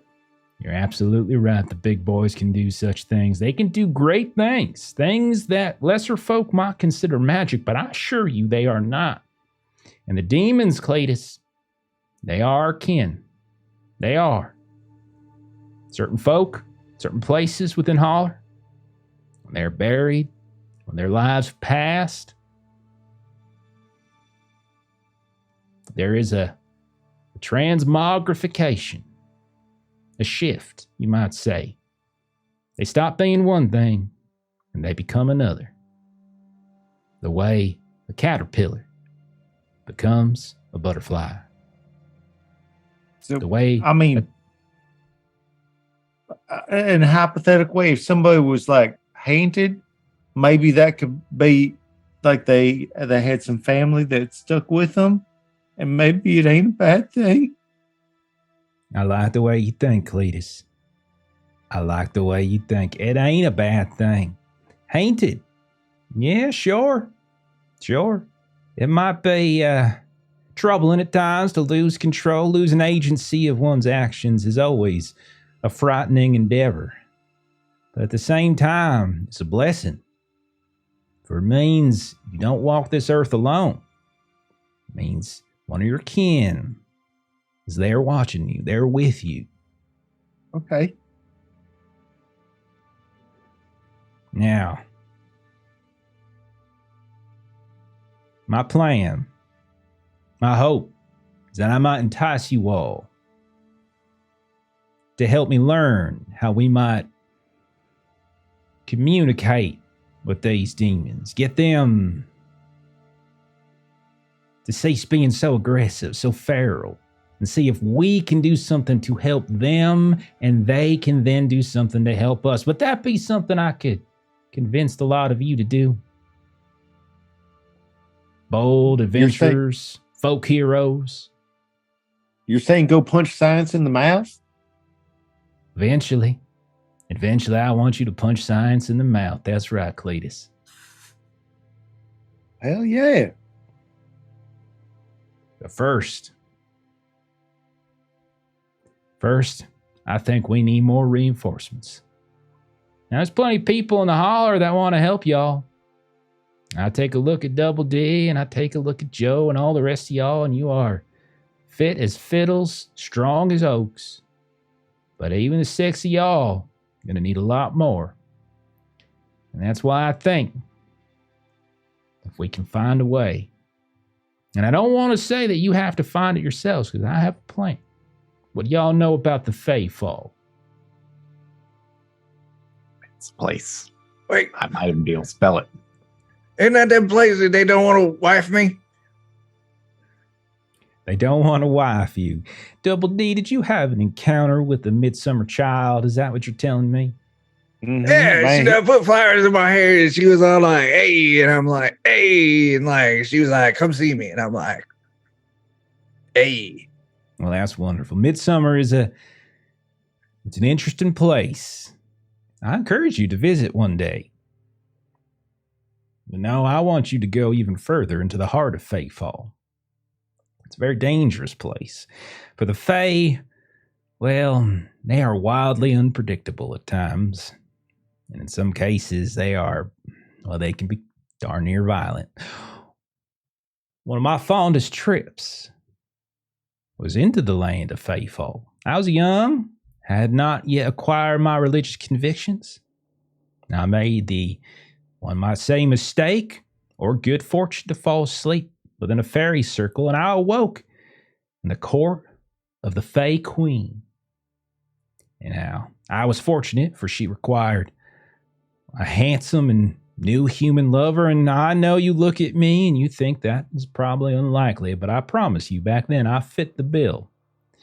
And I spent weeks in Feyfall, weeks with the Queen. And it was the most glorious time. But one day, her favor, it turned, just like that. She told me her Spriggans chanced upon a proud demon that strode through her forest and glade without fear. He was twice the man I was, she said. He'd been a miner, fearlessly tunneling beneath the earth, growing strong and resolute, even as the blight and cool dust filled his body.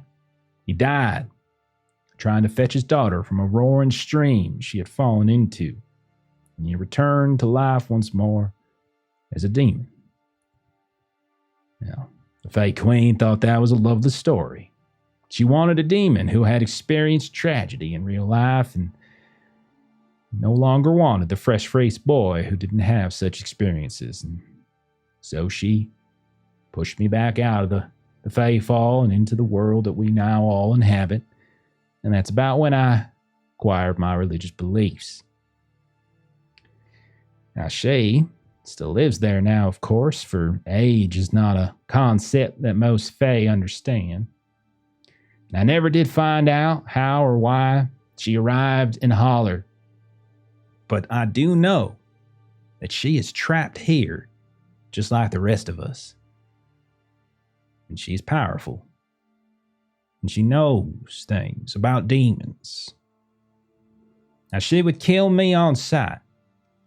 She would kill me on sight, which is why I have not traveled there myself.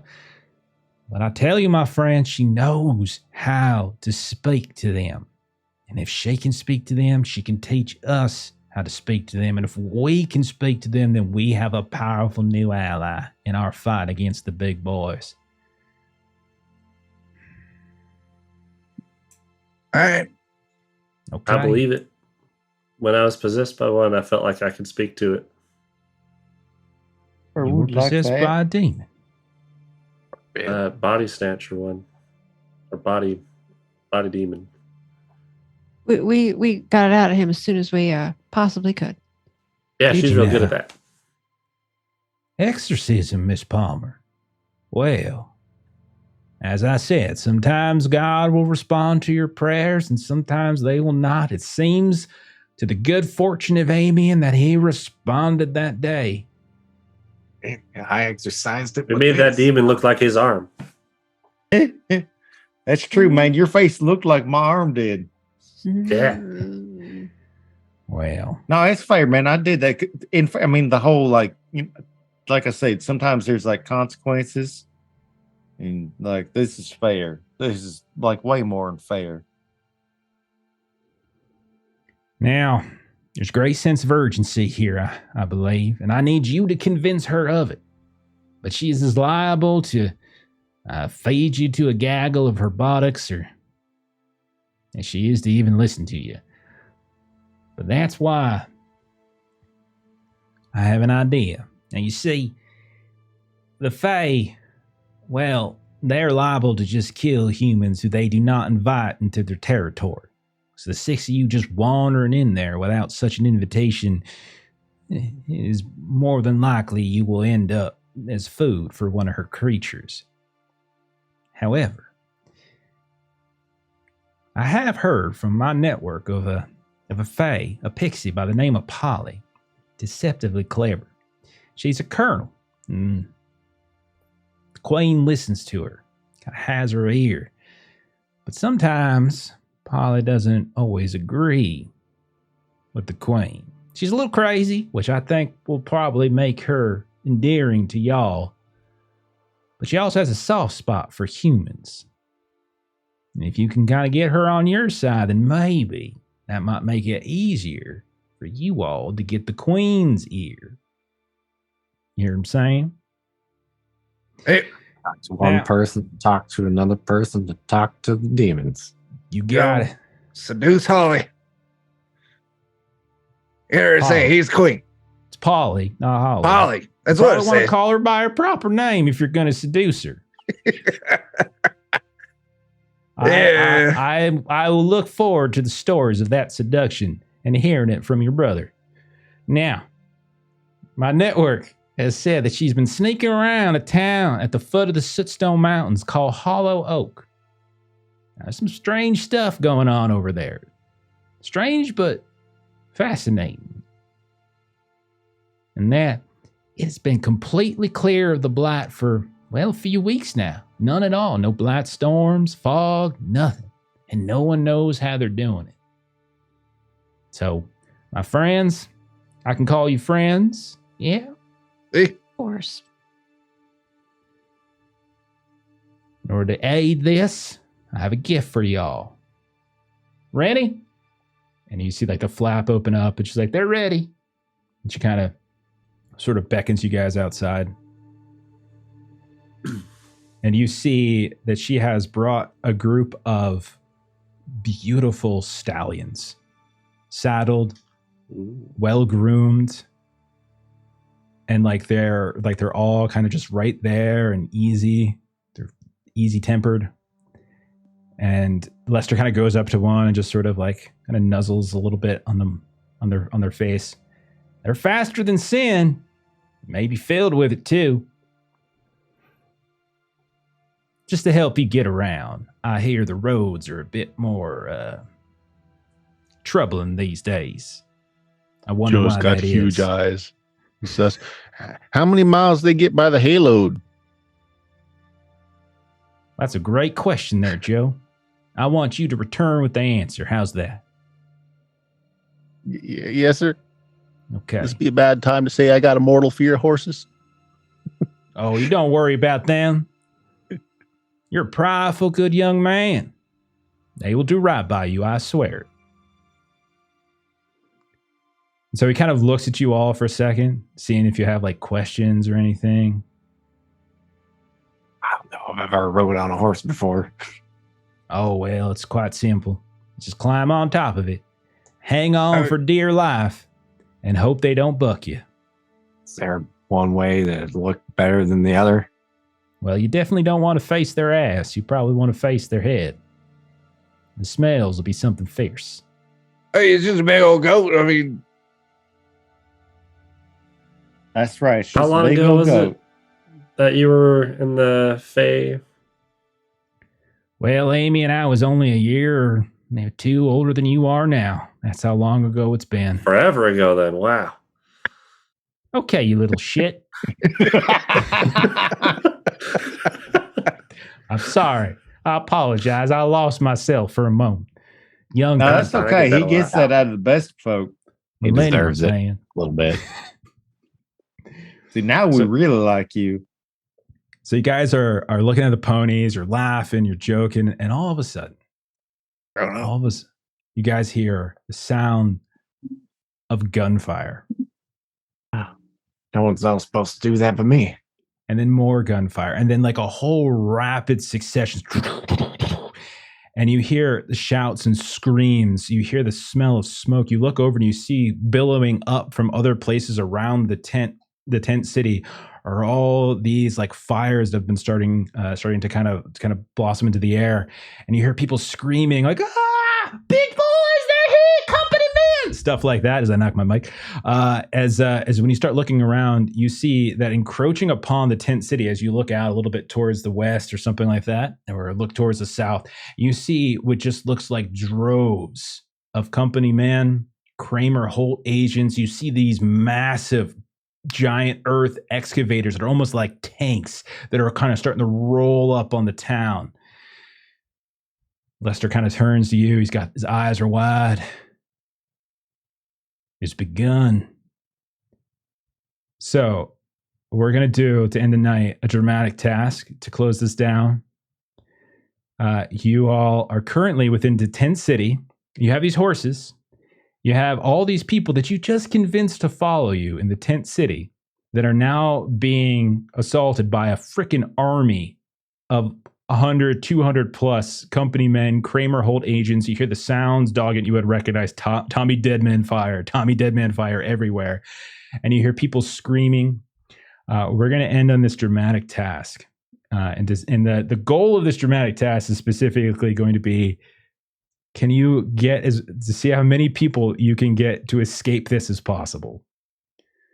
Does that make sense? Yes, Mhm. absolutely. We want to do that. Okay, so you're trying to escape yourselves, but you're also trying to do whatever you can to get as many people out of harm's way as possible.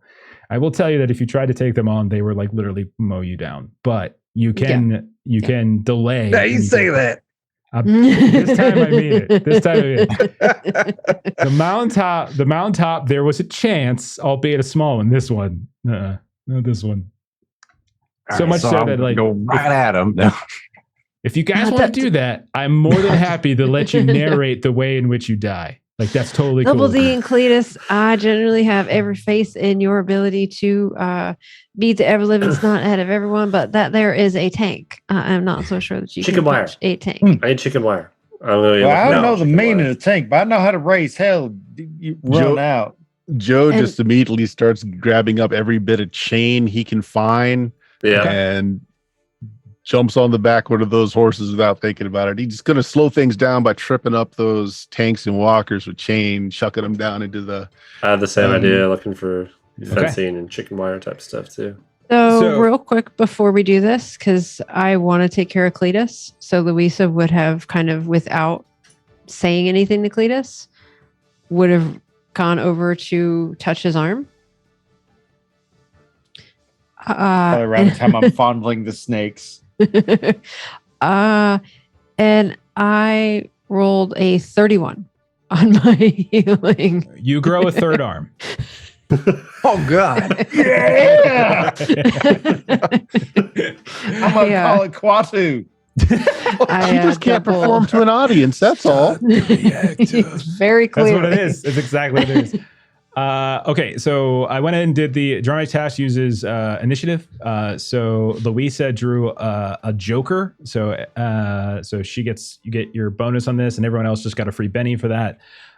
So yeah, Oh, sweet. dramatic task. Remember that the only like, you can do whatever you want. Just describe, roll. If you're on a club, you get a penalty, and if you fail, the entire task fails. And so basically that's just going to mean the better. So I'm not going to put a specific number of tokens. It's just the more tokens you accrue, the more people you save is basically what this is. 3 clubs. Well, we got a lot of Yeah. failures. Yeah. A lot of It's clubs. okay. You'll be all right. You guys have all of that. Okay. So yeah, we'll just do like maybe one. We'll see where we are after one. And if we're too close to the end, we'll just end it after one. So Louisa, what are you doing to help try and lead some of these people away? As now, like you're seeing bullets fly. The holes are popping up in Lester's tent. He and Rennie are like kind of gathering their things, and they're getting ready to run as well. What are you doing, Louisa? Oh dear. This is not my strong suit, but I am going to do I'm aiming for a performance roll.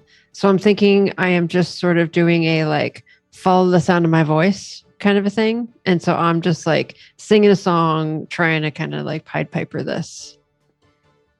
Okay, so you're trying to just like, you go out, you're shouting out towards people, you're singing a song, you're trying to get all of them. Are you on the horse or not?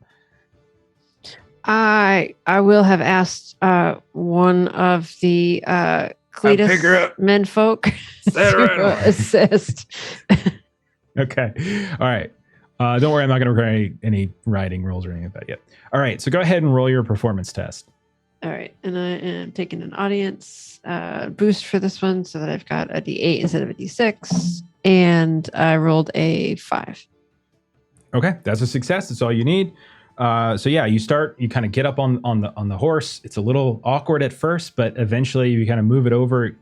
Gunfire is whipping past you. A little bit of your hair just kind of gets shoved and moved a little bit, and you're kind of seeing all these little groups of these people, even some with kids, as they're kind of huddling down. They're kind of trying to hide in these little hollows that people had dug for where they're sleeping. They're just kind of hiding down, almost praying for it to be over. And then Louisa shows up. singing, you say, with her singing voice. And you see they kind of look up and they see you, and some are like, that's the woman that's the woman from the south.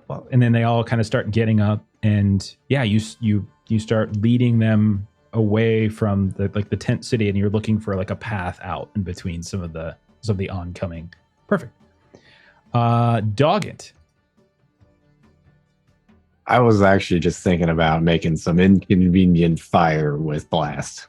Beautiful. Just start No throwing. one likes to walk across it. Okay, so it's just throwing bottles of your moonshine just to slow down the onslaught at this point. Okay. So distillery. Yeah, let me see here. Double check, because I think I can spend some extra power points to make sure it's bigger. Just gotta remember. Oh, there it is. I already had it open. It was hiding behind the sheet. Spend 2 on it.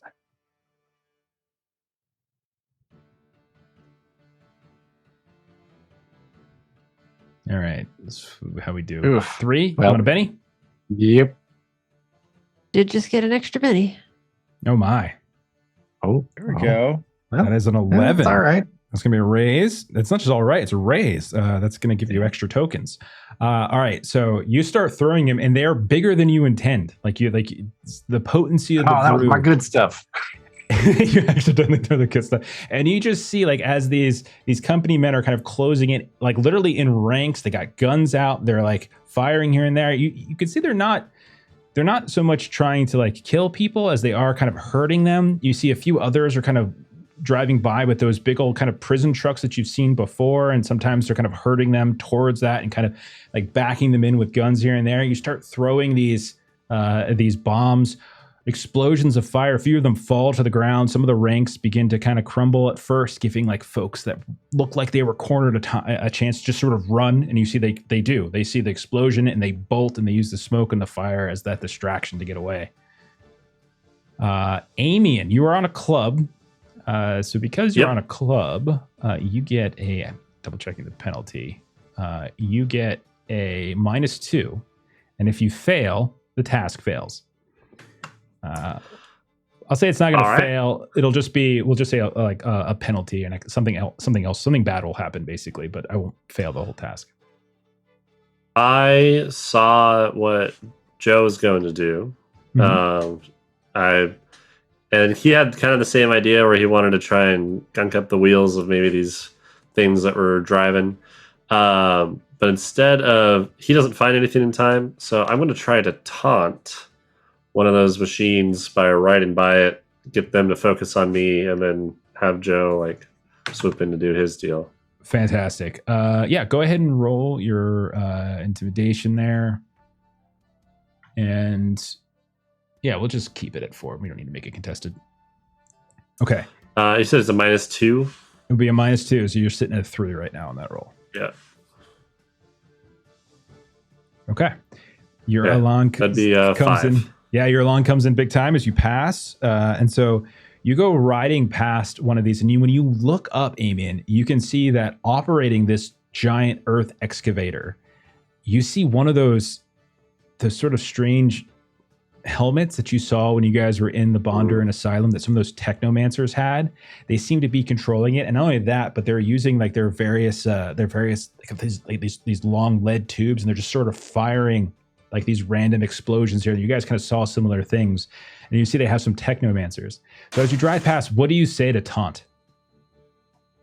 I'm just gonna be like screaming at them and saying all sorts of like mean things, like they're dumb science and I've bested you guys before. Like, okay, all right. Don't have anything on a horse. And you just hear explosions happen as you look up, and you see that they're now pointing one of those lead pipes at you, and they're firing, but your horse is moving so fast that it's just outpacing where they're trying to shoot. And you see that excavator just tilts ever so slightly, kind of causing a split in the way in which they're approaching. And it does seem to kind of start veering off in your direction. The whole tank probably isn't going to follow you, but definitely one of these technomancers is firing that cannon at you as opposed to firing at some of the fleeing the fleeing tent city workers. Awesome. All I right, want. Joe, what do you want to do? All right, yeah, I know I got a club, but gonna do it anyway. So I'm picking up chains, rope, anything I can use to foul up a tire or stop a train Sure. tread. Jump on a horse and whisper to the horse, "Look, I'll fear you properly later on and give you all the respect you want, but right now these folks need some help." And you say Take that, and off the thing and- just bursts like in an instant speed, like faster acceleration than even the jalopy had. Yeah. Repair, I was maybe as you're trying to figure out how like the treads. And How best to mess up a wheel and tear up a tread. Yeah. Yeah, go for it. All And don't right. forget, you guys, you still have those audience boosts if you want to use them. Mm-hmm. Okay, since I've got a -2 to this, what does a boost do? It increases the die size? Raises the die Die size. size. Yep, Yeah. for one of them. Okay, I'll take one then. We'll make Okay. this a D10. And then it's a -2 to the roll, right? Exactly. Let's see. Mod -2. Okay, here you go. Boom. It's a That's a success. pass. You did. Yeah. The -2 is on it, so so yeah, it's a success. So you're good to go if you want to just leave it at that. I'll just Okay. leave it at that.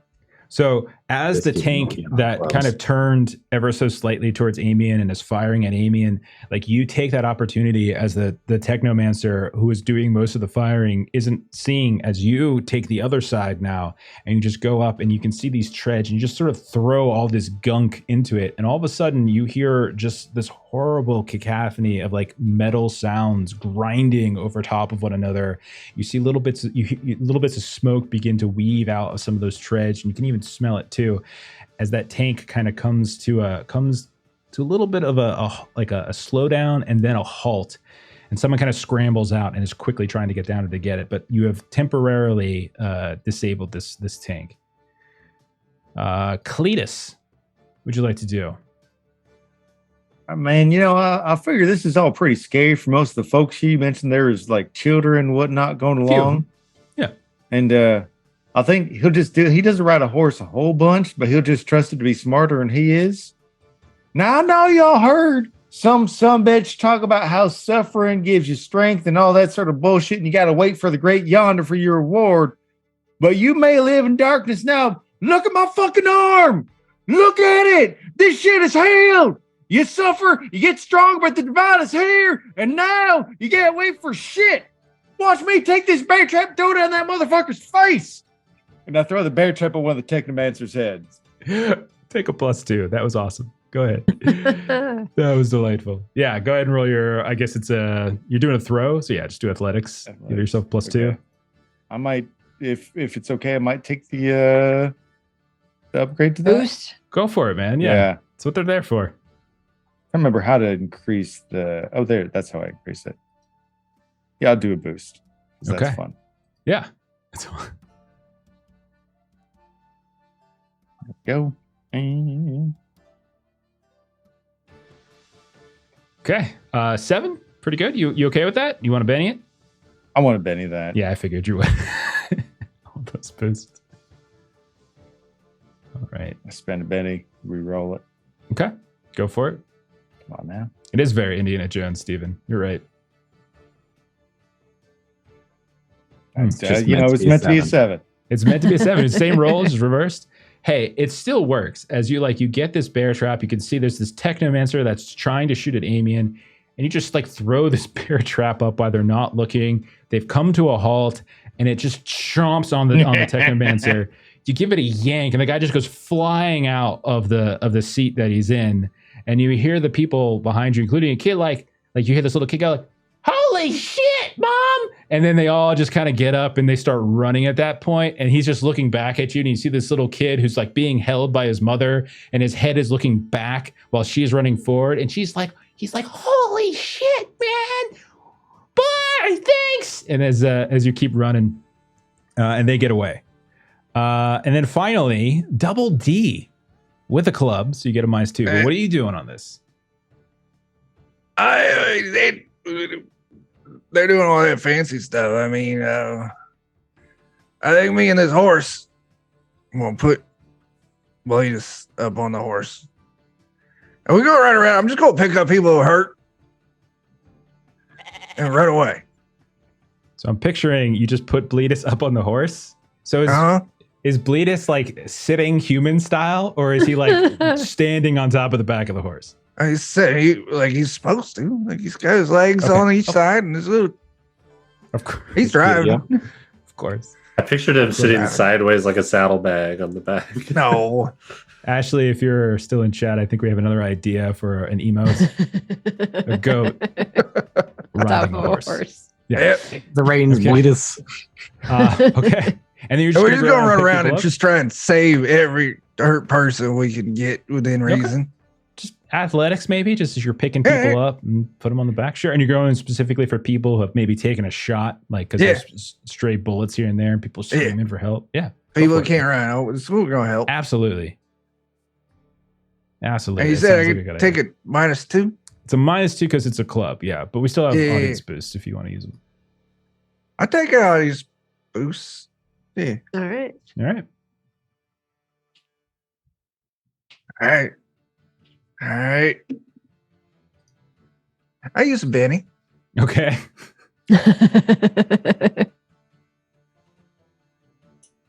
Oh God, I don't feel good about this. Uh-oh. You got it. You got it. Yeah, it's just a 4. 4 is That's still all we needed success. to not fail the whole That's all. test. You're good. A 4 is good, man.